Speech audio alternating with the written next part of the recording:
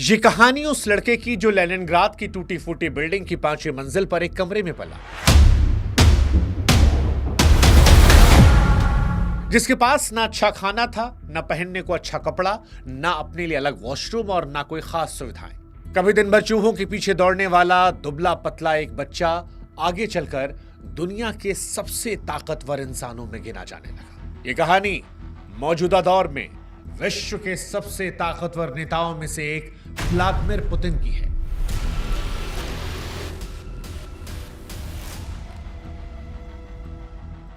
वो पुतिन जिनके बारे में अफवाह उड़ती है कि वो जवान रहने के लिए हिरण का खून पीते हैं, उसकी सींग से निकला रेड एक्सट्रैक्ट शरीर में इंजेक्ट करवाते हैं ताकि 73 साल की उम्र में वो 40 साल के दिख सके,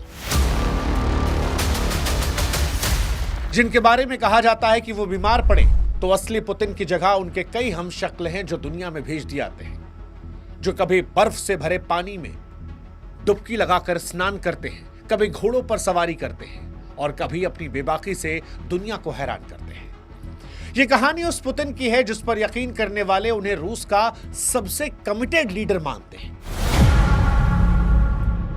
जिसने रूस का फिर से उद्धार कर दिया, तो उनके नफरत करने वाले आज के दौर में उन्हें हिटलर से तुलना करते डिक्टेटर कहते हैं।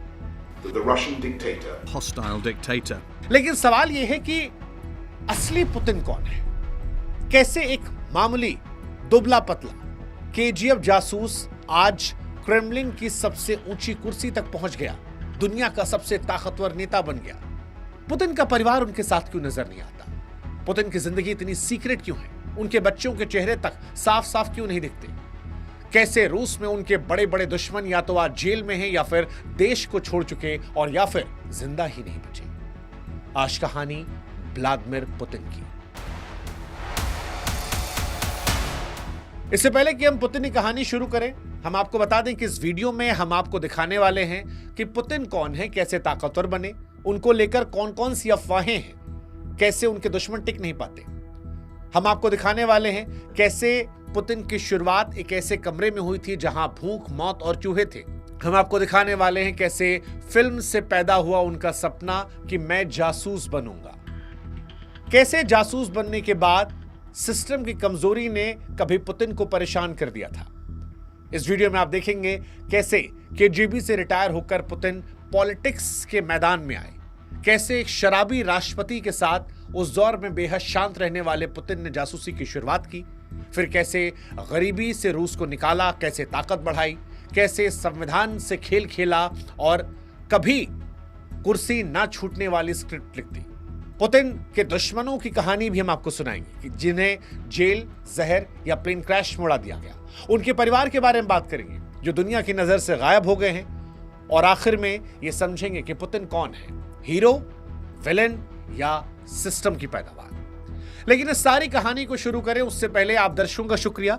हमारे व्हाट्सएप चैनल से लगभग 3.5 लाख लोग जुड़ चुके हैं, ज्यादा ही जुड़े इससे। आप में से जो लोग नहीं जुड़े हैं वो भी जुड़िएगा ताकि हमारे आपका रिश्ता मजबूत हो और ये कहानियां हम आप तक और पहुंचा सकें।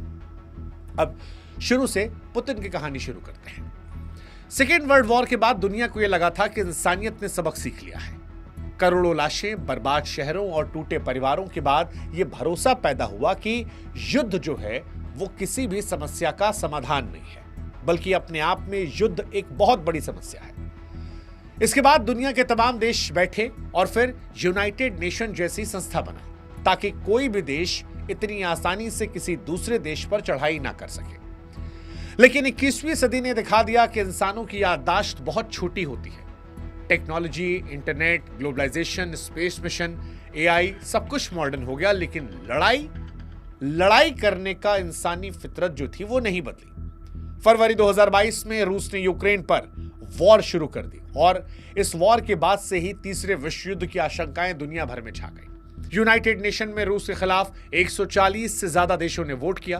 अमेरिका, यूरोप ने सैंक्शंस लगाए, नेटो ने धमकियां दी, लेकिन पुतिन पीछे नहीं हटे। वो हमेशा मुस्कुराकर कहते रहे कि हम जो कर रहे हैं सुरक्षा के लिए कर रहे हैं। यूक्रेन के शहर आज भी जल रहे हैं, आज भी लोग शेल्टर होम में हैं, बॉर्डर पार कर रहे हैं और लाखों लोग परेशान बैठे हैं। लेकिन पुतिन क्रेमलिन की लंबी मेज पर बैठे जनरलों के साथ अपना अलग प्लान बना रहे हैं। अब दुनिया आज पुतिन को दो हिस्सों में देखती है, एक खबर कहता है कि पुतिन ही थे जिन्होंने सोवियत यूनियन के टूटने के बाद जो रूस बिखरा था उसे फिर से खड़ा किया। उन्होंने रूस की इकोनॉमी को मजबूत किया, उनकी सेना को मजबूत किया, रूस के लोगों को सशक्त किया।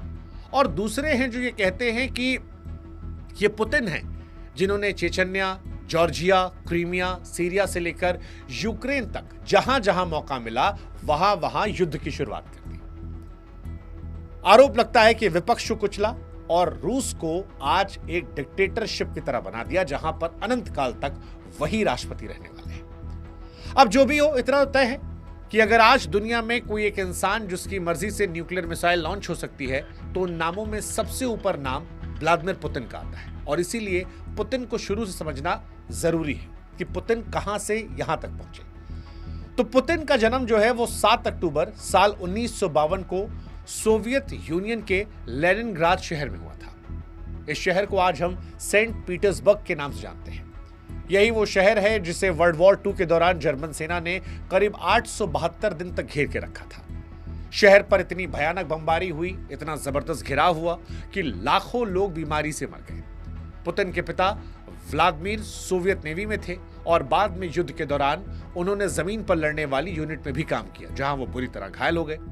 उनकी मां मारिया की बात करें तो वो फैक्ट्री में काम करती थी। दादा सोवियत लीडर व्लादिमीर लेनिन और जोसेफ स्टालिन के लिए शेफ के तौर पर काम कर चुके थे। यानी घर गरीब था लेकिन सिस्टम से जुड़ा हुआ घर था।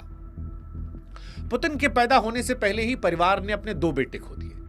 बड़े भाई अल्बर्ट बचपन में ही गुजर गए और दूसरे भाई विक्टर का 1942 में भूख और बीमारी के चलते निधन हो जाता है। जब लेनिनग्राद जर्मन घेराबंदी को झेल रहा था तब पुतिन इतने छोटे थे कि उन्हें यह पता ही नहीं चला कि उनके भाई को दफनाया कहां गया। एक तरह से कहें तो पुतिन अपने माता पिता की आखिरी उम्मीद थे। यही वजह है कि उनके माता पिता ने पुतिन को जैसे तैसे बचाकर बड़ा किया, भले ही खुद कितनी भी मुश्किलों से गुजरना पड़ा।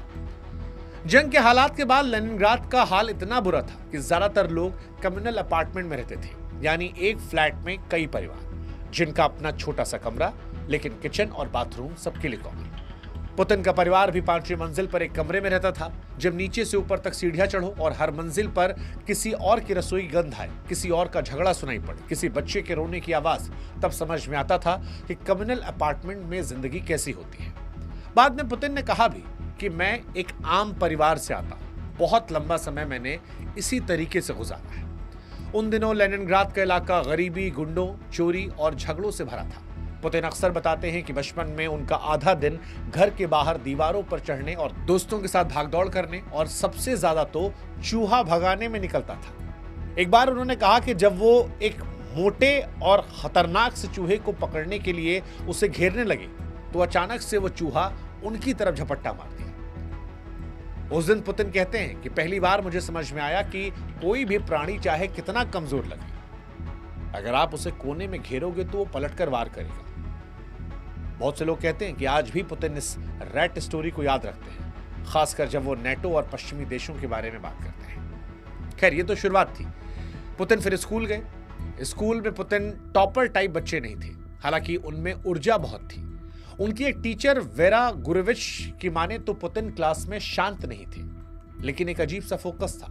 किताबें पढ़ना पसंद था, खासकर कार्ल मार्क्स, लेनिन जैसे विचारधारा या जासूसी थ्रिलर टाइप कहानियां।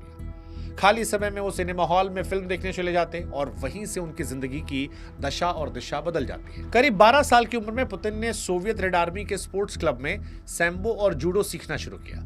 उनकी मां को यह बात बिल्कुल अच्छी नहीं लगी। उनकी मां को यह लगता था कि ये लड़का दिन भर मारपीट में लगा रहेगा तो फिर पढ़ाई क्या करेगा, लेकिन पुतिन जिद्दी थी। उन्होंने ट्रेनिंग जारी रखी और थोड़े समय में जूडो में अच्छी लेवल की परफॉर्मेंस देने लगे। जूडो सिर्फ फाइटिंग नहीं है, ये एक माइंडसेट है, सामने वाले की ताकत और उसके ही खिलाफ इस्तेमाल करना, टाइमिंग से खेलना, ग्रिप जमाना और अगर गिरना पड़े तो ऐसे गिरना कि चोट कम लगे और आप तुरंत उठकर दोबारा लड़ सको। यही चीज आगे चलकर अगर आप गौर करेंगे तो पुतिन की सियासत में भी दिखाई पड़ती है, जब भी वो किसी मौके को अपनी पोजीशन मजबूत करने के लिए इस्तेमाल करते हैं। फिर एक फिल्म आती है और वहां से जासूस बनने की तमन्ना होती है। टीनेज में ही पुतिन की जिंदगी में एक फिल्म आई, एक स्पाई मूवी, जिसमें दिखाया गया कि कैसे केजीएफ के जासूस देश के लिए सीक्रेट मिशन करते हैं। दुश्मन की प्लानिंग को पकड़ते हैं और पर्दे के पीछे रहकर सब कुछ कंट्रोल करते हैं। कहा जाता है कि पुतिन इस फिल्म से इतने प्रभावित हुए कि तय किया कि मुझे भी यही करना है, केजीबी में जाना है, जासूस बनना है। कक्षा 9 में ही वो सीधे केजीबी